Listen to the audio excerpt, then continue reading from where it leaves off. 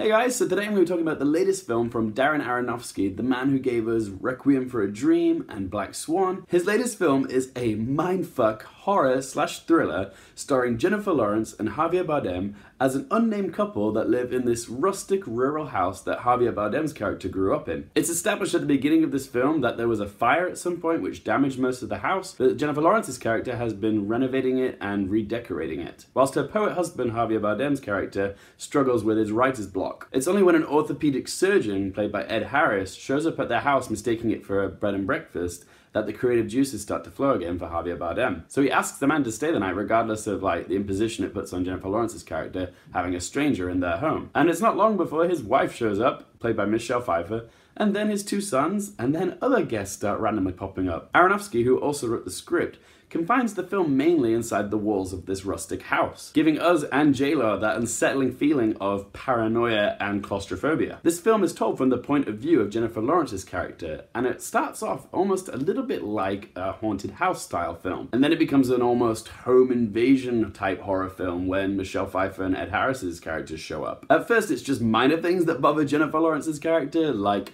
guests not cleaning up after themselves or showing just a little bit too much PDA. And there's also Michelle Pfeiffer drunkenly inquisiting about her personal and sexual life. But as the film progresses, Aronofsky slowly dials up the crazy to the point where it simmers over. No, it doesn't simmer, it erupts. The last 30 minutes of the film, I don't even know where to begin. But without spoiling it for you, the narrative evolves into something that feels very psychological and allegorical. Aronofsky takes us to the point of crazy and then manages to blast even further beyond that. It's pure cerebral pandemonium to watch, but despite its insanity, it doesn't feel out of place or crazy for the sake of being crazy. It takes us on a journey with Jennifer Lawrence to somewhere that feels like new territory. Aronofsky plays the scene like a masterful emotional conductor, blending themes of pain, loss, and life into a seamless symphony, and it will wreak havoc on your emotional spectrum. One minute you'll be confused,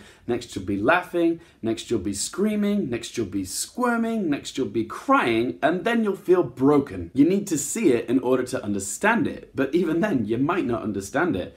I know it took me some time to process this after I watched it, and it's not easy viewing. It also helps when you have a sensational cast to tell the story.